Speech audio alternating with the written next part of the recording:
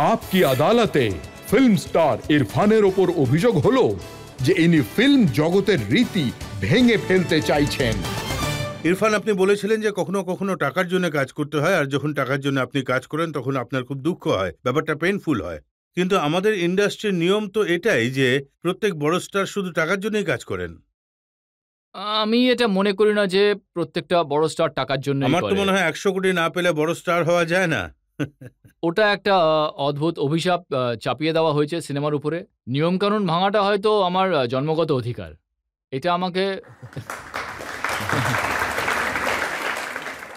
উপরওয়ালা হয়তো আমাকে এটা এই মিশন দিয়েই পাঠিয়েছেন। আমি নিয়মকানুনের উপরে প্রশ্ন তুলব আর সেটা ভাঙার চেষ্টা করব। আপনি বলছেন যে এই যে 100 কোটি টাকার ফিল্ম স্টাররা আছেন, এদের ভেঙে আপনি আরো বড় 1000 কোটি টাকার স্টার হবেন। না, 1000 কোটি স্টার তো আমি আছি। আমার সিনেমা যা যা হয়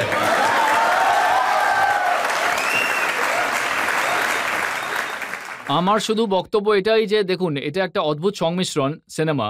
এখানে সরস্বতী আর লক্ষ্মী দুজনেরই সংমিশ্রণ। এটা কিন্তু সহজ সংমিশ্রণ নয়।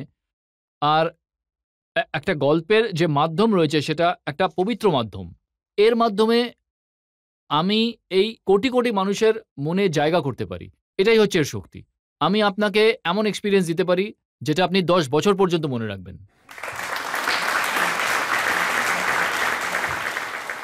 ইরফান, আপনি বলছেন যে সরস্বতী থাকা উচিত সিনেমাতে, পবিত্রতা থাকা উচিত।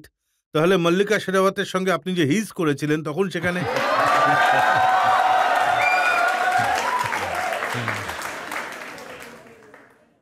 পবিত্রতা ছিল?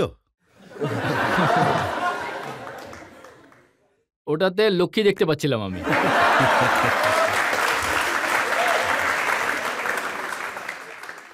ওই সময় আমার উপরে লক্ষ্মী দেবীর প্রভাব ছিল। আর যখন 7 খুন মাফে আপনি রোল করেছিলেন? ওটা আসলে ওই রোল যেভাবে এডিট হয়েছিল তাতে ওটা খুব বেশি ভয়ানক হয়ে গিয়েছিল। অতটা ভয়ানক ছিল না। কিন্তু বিশাল স্যারের সঙ্গে আমি কাজ করতে চেয়েছিলাম আর উনি আমাকে অফার করেছিলেন। তাই আমি সুযোগ খুঁজছিলাম।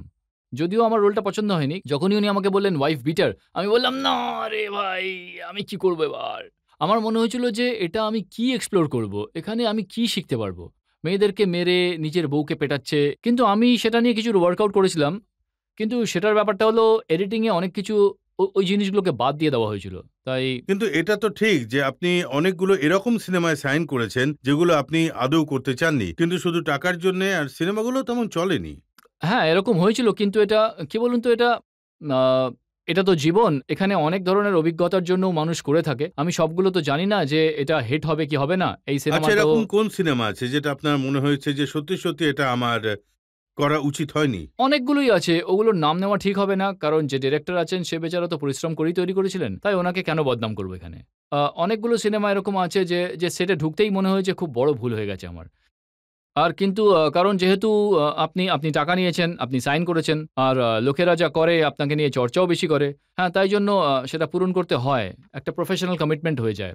তাই ওটা একটা এমন একটা সফর যেটা পালন করতে হয়। যেমন ধরুন বিয়ে হয়ে যায়, যেখানে মনে হয় যে আমাদের একসঙ্গে থাকা উচিত না, কিন্তু তারপরেও পালন করতে হয়। তাই ওটা পালন করতে হয়। সব থেকে বড় জাজ আপনার সিনেমার, আপনার অ্যাক্টিং এর এই দেশের জনগণ। অনেক লোক এখানে আছে, এদের মনেও কিছু প্রশ্ন আছে। আপনাদের মধ্যে যারা প্রশ্ন করতে চান এখানে, হ্যাঁ এখানে দিন, সেকেন্ড রোতে। হ্যাঁ, এইরকম কোনো রোল আছে কি যা আপনি দ্বিতীয়বার করতে চাইবেন না?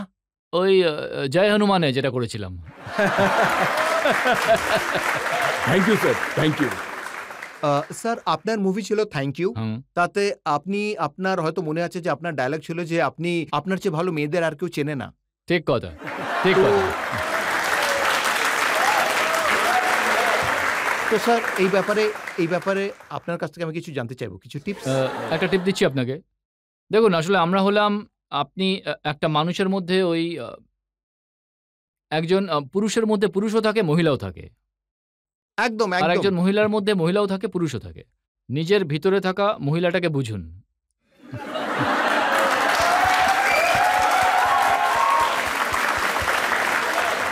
কিন্তু আরো একটা কথা বলে রাখি, এসবে কোনো হেল্প পাওয়া যায় না কিন্তু। আপনার ক্যারিয়ারে যে জার্নিটা আছে সেটা মুম্বাই থেকে হলিউড পর্যন্ত, ইন্টারন্যাশনাল মুভিজ পর্যন্ত, আপনি কখনো হলিউডে সেটেল হওয়ার কথা ভাবেননি? আমি অনেকবার এরকম মনে হয়েছিল যে হওয়া উচিত ছিল, যে ধরনের অফার্স আসে। কিন্তু আমি এখন এই স্টেজে হয়তো আমি অনেক ইয়াং হলে, আপনার মতো বয়স হলে আর যদি এই ধরনের চান্স পেতাম, তাহলে হয়তো আমি দেশ ছেড়ে ওখানে থাকতে শুরু করতাম। কিন্তু আমি অনেকবার দেখেছি, যেমন আমি কানাডা গিয়েছি, আরও অনেক জায়গায় গিয়েছি। ওখানে 40 বছরের উপর লোকেরা চাকরি করে, কাজ করে। খুব দুঃখী হয় ওরা। ইয়াং জেনারেশনের মধ্যে যেসব লোকেরা আছে তারা খুব ইনভলভ থাকে, ওদের কাছে অনেক কিছু করার মতো থাকে। কিন্তু যত মানুষ দেখেছি, একটা বয়সের পর থেকে মানুষ নিজের শিকড়ের কাছে ফিরে আসতে চায়, এটাই প্রবণতা থাকে। তাই এই স্টেজে আমি অন্য কান্ট্রিতে যেতে পারবো না। আমাকে আমার কান্ট্রিতে থাকা, এখান থেকে অপারেট করা বেশি আমার কাছে ঠিক হবে। ইরফান, আপনি এখানকার ফিল্ম ইন্ডাস্ট্রিতে থাকতে চান, কাজ করতে চান, কিন্তু এখানকার নিয়ম কানুন ভেঙে ফেলতে চান। এখন এখানকার একটা নিয়ম আছে ফিল্ম স্টারদের ব্যাপারে, গসিপ প্রচুর ছাপা হয়, কিন্তু আপনার লাইফটা এত বোর যে খুঁজে খুঁজে কোনো গসিপ পাওয়া যায়নি। মানে আমি হচ্ছি ভালো অপারেটর। দু চারটে জিনিস আমি পেয়েছি। হ্যাঁ, যেমন একটাতে ছেপেছিল যে মমতা প্যাটেল ইরফানের ওপর কাস্টিং কাউচ করার অভিযোগ করেছেন।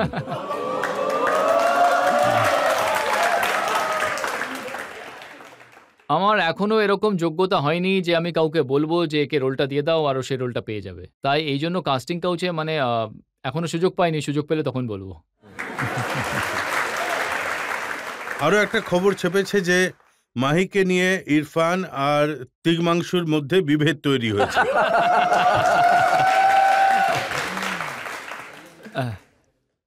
এখন এটা তো মাহি দেবীকে জিজ্ঞাসা করা উচিত। আমি এই ব্যাপারে বললে মনে হবে আমি নিজে সাফাই গাইছি। না, মাহি নিজে খুব পরিষ্কার, সৎ মনের একটি মেয়ে।